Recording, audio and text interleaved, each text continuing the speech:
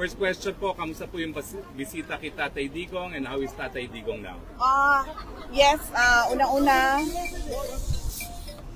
Yes, okay lang yung visit. Na-late kami kanina, so 30 minutes late kami. So isang oras na lang yung nagawa namin sa pagbisita namin. And pagdating namin, nag-aantay na siya. And masaya siya nung nakita niya kami kasi alam niya na nandun kami to celebrate pre-birthday with him and with my mother. Tapos, as usual, binilhan ko din siya ng Coke Zero, pero hindi niya ininom. Sabi niya, dalhin lang daw niya sa kwarto yung Coke Zero. Pero isa lang ang pinabili niya. Meron daw ba kayong mga news from the Philippines na na-share sa kanya at ano yung mga reaction niya sa mga news na dala-dala niyo?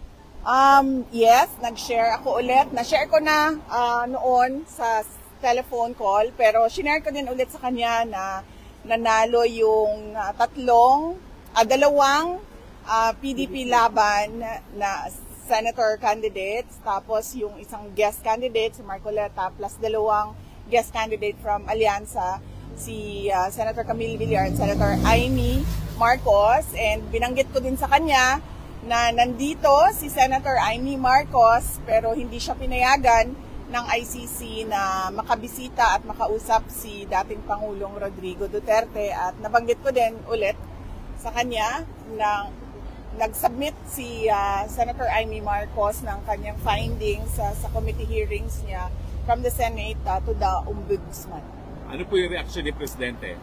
Unang-una, nagpasalamat siya. At pangalawa, sabi niya gusto nga daw niya sana makausap si Senator Amy, kaso hindi nga daw payagan. Pero sabi niya, there will be another time for that. Okay. GMA?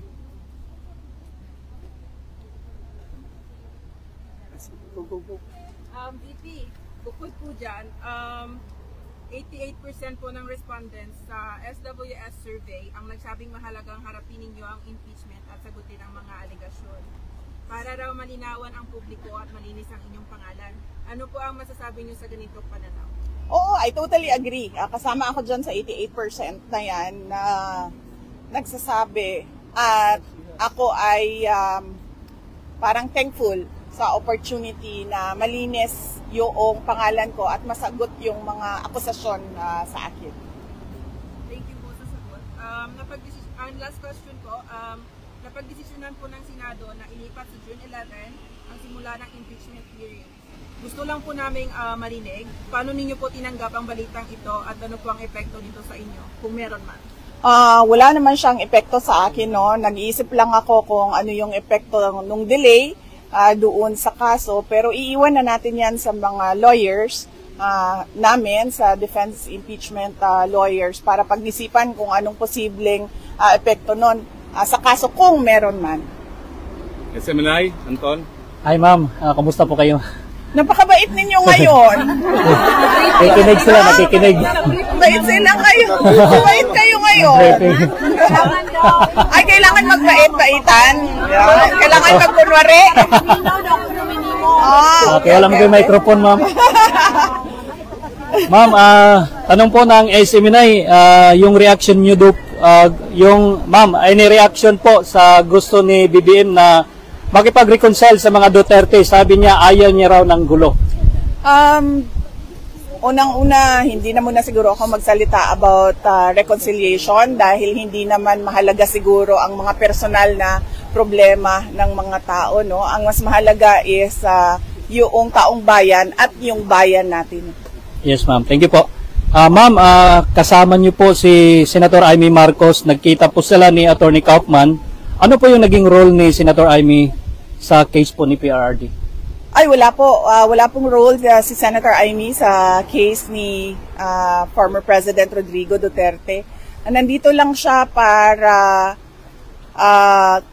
kausapin si Attorney Kaufman. Kung ano man yun na pag-usapan nila, wala ako doon. So, mas mahalaga siguro na makausap ninyo si Senator Amy Marcos. At ano yung isang tanong, sir? Yung role niya. Wala siyang role po.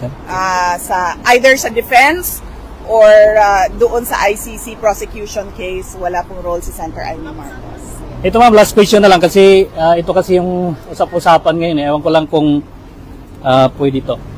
Kasi game po si Attorney Rowena Ganson na maging spokesperson mo. Kasunod yan ng pagkatalaga kay Attorney Abante bilang tagapagsalita sa ng House. While sa Malacanang, nandyan naman si Attorney Claire. Ini-comment po sa posibilidad na maging spokes niyo si Attorney Ganson? Opo. Hindi namin napag-usapan sa Office of the Vice President ang spokesperson. Pero saludo kami sa talino at tapang ni Attorney Rowena Ganson. So kung gusto niya magsalita, go lang ng go. Makikinig tayong lahat sa kanya. Siguro from the audience, one question. Ma'am, ang question po ma'am, kamusta po si Presidente? Mayroon po siyang mensahe para sa Pilipino na nasa labas? Yes, ang message niya is we are all ruled by destiny and I am here because of my destiny, whether rightly or wrongly. Yun ang sinabi niya. Thank you.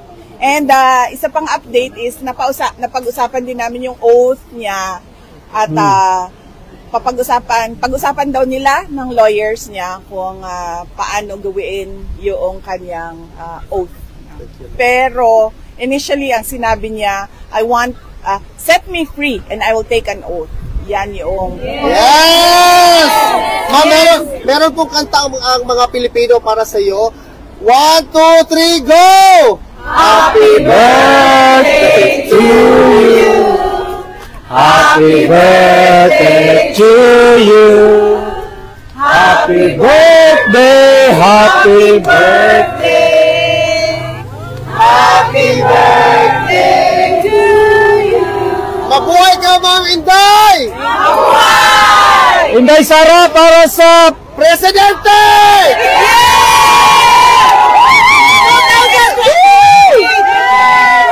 Mabuhay ka, Ma'am! mabait sila. Mabait talaga kayo. Ma'am, last reaction. Pati nga sobrang formal kayo ngayon. Na-briefing naman. One question, anong tingin niyo sa bagong Duterte Street from Duterte Park and Duterte Forest? What do you think of the Duterte Street? Well, unang-una, mas okay dito dahil merong may shade, no? So, importante sa amin ni Alvin ang aming cuties.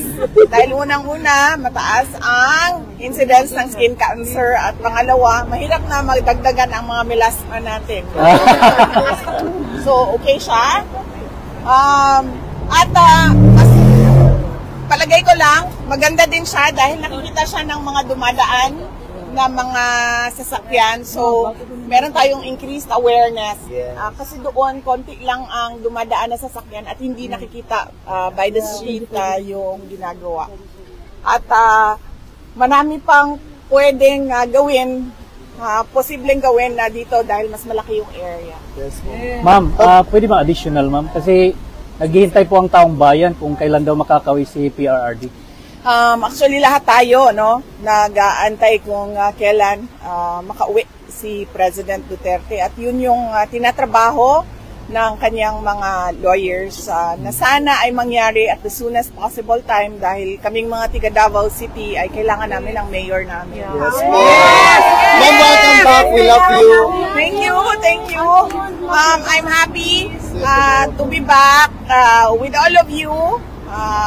Dahil lahat naman tayo dito ay nagpapakita ng suporta kay dating Pangulong Rodrigo Duterte. Kaya masaya ako na makasama kayo ulit. Although hindi natin gusto na pabalik-balik tayo dito sa The Hague, Netherlands dahil malungkot ang dahilan kung bakit tayo nandito lahat. It's true. Pero masaya din ako dahil nakikita ko yung bayanihan ng Filipinos at yung pagkakaisa natin sa kagustuhan natin na ibalik si Duterte at ibalik ang tunay na pagbabago.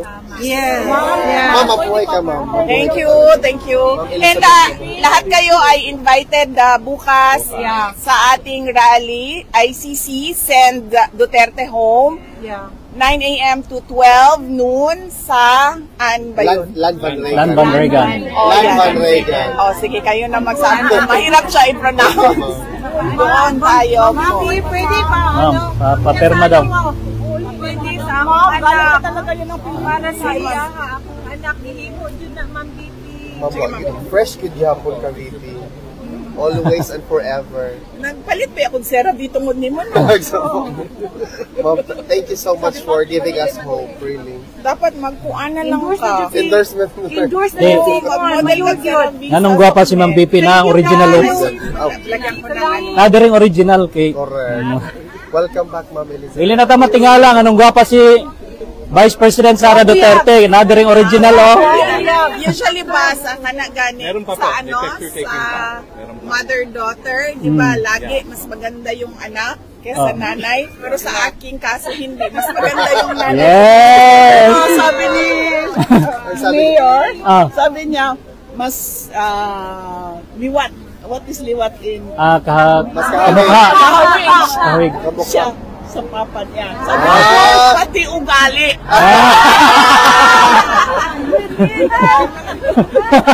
Ano pang masabi mo dyan? Mura na yung pirma? it's Gwapa so dyan good si to Ma'am. see you back. Kami po daw ma'am. Anong pangalan niya, ma'am? Ay, hatag niya sa ako, ano? Thank you. Ano sa pangalan niya, ma'am? Pangalan daw. Ella. Maraming salamat. Salamat sa iyo.